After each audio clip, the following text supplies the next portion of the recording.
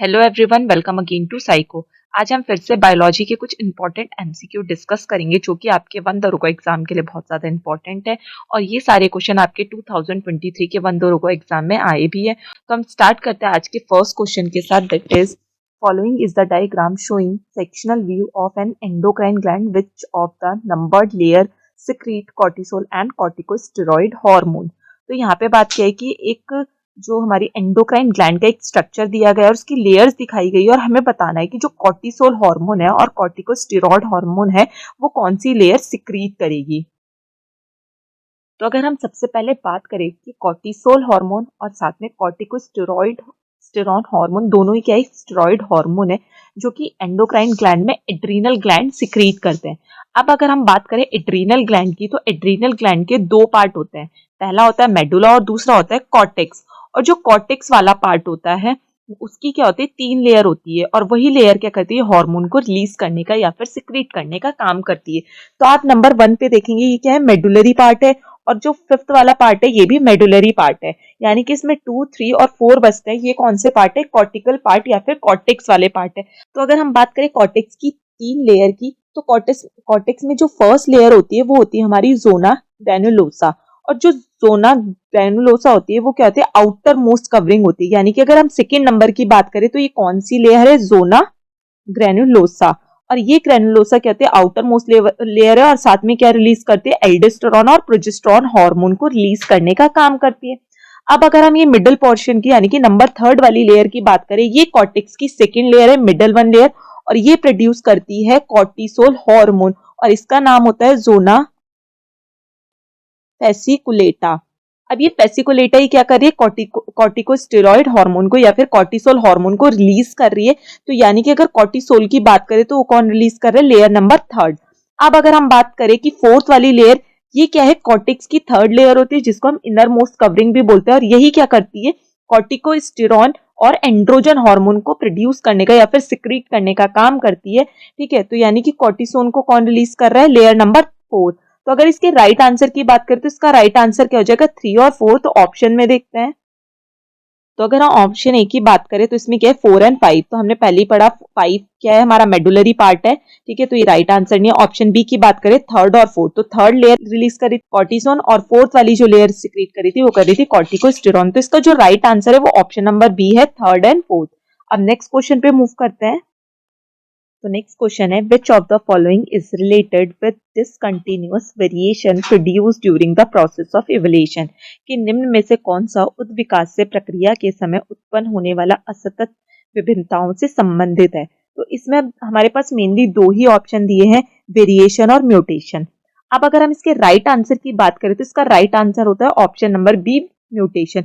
क्योंकि म्यूटेशन ही क्या होता है, डीएनए में जब भी कोई स्थायी बदलाव होता है उसको हम क्या बोलते हैं, म्यूटेशन। यानी कि जो भी हेरिडिटरी कैरेक्टरिस्टिक्स ट्रांसमिट होगी वो म्यूटेशन के थ्रू होते हैं। तो इसका राइट आंसर क्या हो जाता है, म्यूटेशन। लेकिन अगर हम वही बात करें वेरिएशन की, तो वेरिएशन क्या होता है, जब सेम स्पीसीज में कुछ भी चेंजेस होते हैं, फॉर एग्जाम्पल के लिए आई कलर या फिर उसके बॉडी फॉर्म में चेंज होगा, वो सारी चीजें क्या होते हैं, वेरिएशन। और बाकी इसमें वेरिएशन के टाइप्स ही दिए। तो इसका जो राइट आंसर है वो है म्यूटेशन या फिर उत्परिवर्तन। डीएनए में होने वाले स्थायी बदलाव को ही हम क्या बोलते हैं, म्यूटेशन बोलते हैं। अब नेक्स्ट क्वेश्चन है, choose the correct group of micronutrient essential for plant.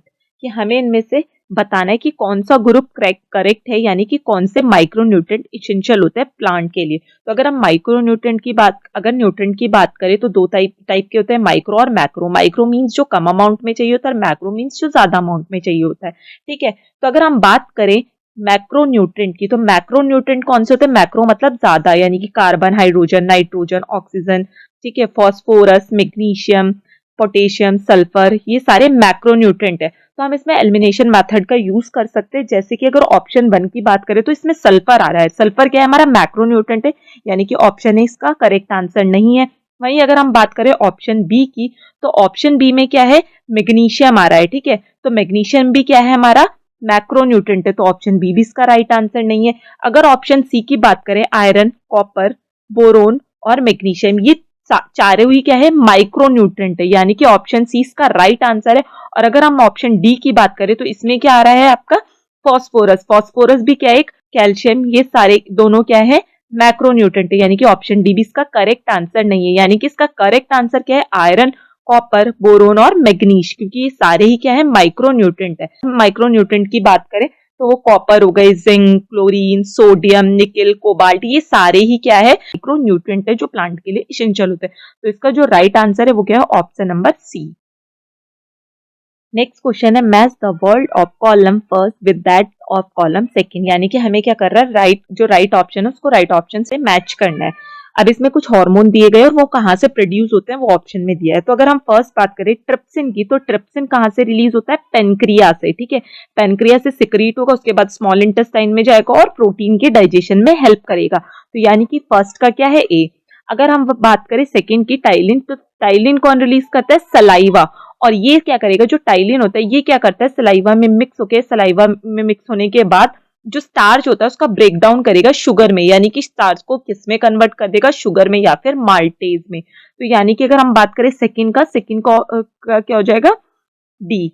अब थर्ड है, इसमें colic acid. Colic acid produce करता है लिवर, और ये क्या करेगा? जो फैट है उसके डाइजेशन और एब्जॉर्प्शन में हेल्प करता है, यानी कि कोलिक एसिड का जो राइट है वो क्या है? लिवर। अब लास्ट बचता है रेनिन। रेनिन रिलीज करता है किडनी, ठीक है। और ये क्या करता है? जो रेनिन होता है ये हमारा जो ब्लड प्रेशर है उसको रेगुलेट करेगा, साथ में फ्लूइड बैलेंस को भी रेगुलेट करने का काम करेगा, या फिर हम बोल सकते हैं जो रास सिस्टम होता है हमारी बॉडी में उसको रेगुलेट करने का या उसको मेंटेन करने का काम करेगा, यानी कि रेनिन एंजियोटेंसिन एल्डोस्टेरोन सिस्टम को मेंटेन करने का काम करेगा। तो रेनिन का जो राइट आंसर है वो क्या है? सी, किडनी। तो अगर हम ऑप्शंस की बात करें तो इसमें ऑप्शन नंबर बी क्या है? इसका राइट आंसर हो जाता है, क्योंकि ट्रिप्सिन का ए है। और टाइलिन की बात करें तो वो क्या है? डी। कोलिक एसिड की बात करें तो उसका क्या है? बी।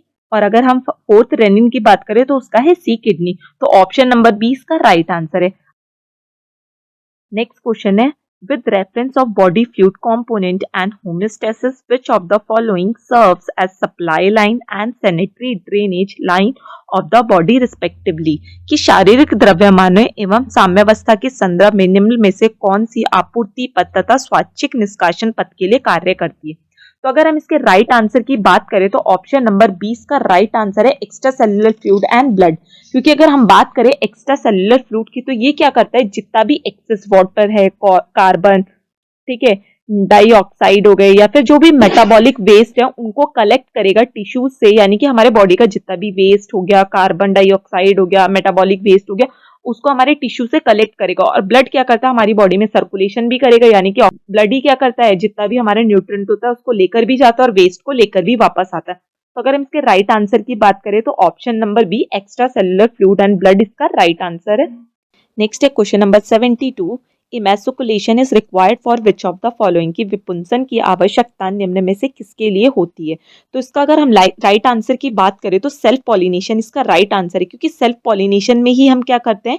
जो एक जैसे फ्लावर होते हैं या बोल सकते हैं एक ही फ्लावर से हम पॉलिनेशन करवाते हैं, यानी कि एक ही फ्लावर का क्या करता है? बाकी प्लांट को भी पॉलिनेशन करने में हेल्प करेगा। तो सेल्फ पॉलिनेशन या फिर स्वपरागण इसका राइट आंसर है। लेकिन अगर हम बात करें सिलेक्टिव हाइब्रिडाइजेशन या फिर चयनित संकरण, इसमें हम क्या करते हैं? सिलेक्टिव कैरेक्टरिस्टिक्स को ले या फिर सिलेक्टिव लक्षणों का चयन करके हाइब्रिडाइजेशन करवाते हैं, संकरण करवाते हैं। और अगर हम बात करें इन ब्रीडिंग की, इन ब्रीडिंग का मतलब क्या होता है? अंतः प्रजनन, यानी कि समान जीवों के बीच में हम क्या करते हैं? ब्रीडिंग करवाते हैं, जिसको हम बोल रहे हैं इन ब्रीडिंग। तो इसका जो राइट आंसर है वो है सेल्फ पॉलिनेशन, एक ही फ्लावर से जब हम पॉलिनेशन करवाएंगे। नेक्स्ट है question number 73, following diagram display cross section of a complex permanent tissue showing following elements, कि निम्नांकित चित्र एक जटिल स्थायी उत्तक की अनुप्रस्थ काट के विभिन्न प्रकार के भागों को दर्शाते हैं। यानी कि इसमें एक डायग्राम दिया है जो कि आपकी 11th की एनसीईआरटी में भी दिया है, यानी इसमें एक डायग्राम दिया है और उसमें कुछ लेबल किया है ए बी सी करके, और हमें बताना है कि इनमें से वो कौन सी सेल है, ठीक है। साइव सेल की या फिर चलनी कोशिका की, तो जो ए वाला है वो क्या है? हमारी साइव सेल है। अब बात करें फोलेम पैरेन्काइमा की, तो फोलेम पैरेन्काइमा जो बी वाला ऑप्शन है ये क्या है? हमारी फोलेम पैरेन्काइमा है। अब अगर हम बात करें कैंपिन सेल की या फिर छाती कोशिकाओं की, तो जो सी वाली सेल दिखाई दे रही है वो क्या है? कैंपिन सेल। और स्वेप प्लेट की बात करें चलनी प्लेट की, तो ऑप्शन नंबर डी क्या है? सेप प्लेट है। तो हम ऑप्शन देखते हैं इसके, तो इसका जो राइट आंसर है ऑप्शन नंबर सी, यानी कि ए बी सी डी इसका राइट आंसर है। अब नेक्स्ट बात करेंगे हम क्वेश्चन नंबर 74 की। The endangered largest living lemur indri is found in, कि सबसे बड़ा लुप्त प्रिय जीवित लिमर इंद्री पाया जाता है। तो इन्होंने पूछा है कि एक हमारा जो जीव एनिमल है इंद्री वो कहाँ पे पाया जाता है, जो कि अभी लुप्त प्राय है। तो इसमें ऑप्शन ए है मेडागास्कर, ऑप्शन बी है साउथ अमेरिका, ऑप्शन सी है न्यूजीलैंड और ऑप्शन डी है ऑस्ट्रेलिया। तो अगर हम इसके राइट आंसर की बात करें तो इसका राइट आंसर है option number A Madagascar. Madagascar में पाया जाता है, जो लेमूर होते हैं ये मेडागास्कर में पाए जाते हैं। और अगर मेडागास्कर की बात करें तो मेडागास्कर क्या है, वर्ल्ड का 4th सबसे छोटा द्वीप है। ठीक है, अब नेक्स्ट क्वेश्चन पे मूव करते हैं। नेक्स्ट क्वेश्चन है विच of the following animal has book lungs for respiration. ठीक है, निम्न में से किस जंतु में श्वसन के लिए बुक या फिर किताबी फेफड़ा होता है। तो अगर हम बात करें इसके राइट ऑप्शन की तो इसका राइट आंसर क्या है, ऑप्शन नंबर बी स्कॉर्पियो, यानी कि बिच्छू इसका राइट आंसर है। बिच्छू और स्पाइडर में क्या होता है, बुक लाइक लंग्स होते हैं जो कि रेस्पिरेशन के लिए रिस्पॉन्सिबल होते हैं। अगर हम बात करें बुक लाइक लंग्स की या फिर बुक लंग्स की, वो क्या होते हैं, थिन या फिर बोल सकते हैं पतली पतली प्लेटों से मिलकर बने होते हैं। ठीक है, इसमें बहुत सारी पतली पतली प्लेटें प्रेजेंट होती है और ये इन प्लेटों को हम क्या बोलते हैं, लेमिनाई बोलते हैं। और ये लेमिनाई क्या होते हैं, एक बुक की तरह अरेंज होती है, इसलिए हम क्या बोलते हैं इनको, बुक लाइक लंग्स या फिर बुक लंग्स बोलते हैं। और जो कि किस में प्रेजेंट होगा, स्कॉर्पियो बिच्छू में और साथ में स्पाइडर में प्रेजेंट होगा। नेक्स्ट हम डिस्कस करते हैं क्वेश्चन नंबर 76 से कि select the non essential amino acid from the following, कि इसमें से हमें नॉन एसेंशियल अमाइनो एसिड बताने हैं। ऑप्शन ई है tyrosine and arginine, option B है glutamine and lysine, option C है एस्पार्टिक एसिड एंड सिस्टीन और ऑप्शन डी है प्रोलीन एंड ल्यूसिन। अगर हम बात करें अमाइनो एसिड की तो हमारे पास 3 तरह के अमाइनो एसिड प्रेजेंट होते हैं। पहला है इसेंशियल अमाइनो एसिड, ठीक है, दूसरा है हमारा conditional amino acid, conditional non essential amino acid, और थर्ड है हमारा इसेंशियल अमाइनो एसिड और नॉन इसेंशियल अमाइनो एसिड। अगर हम इसेंशियल अमाइनो एसिड की बात करें तो ऐसे अमाइनो एसिड जो हमारी बॉडी में खुद से सिंथेसाइज नहीं होता और हमें क्या है, डाइट से उसको लेना पड़ता है।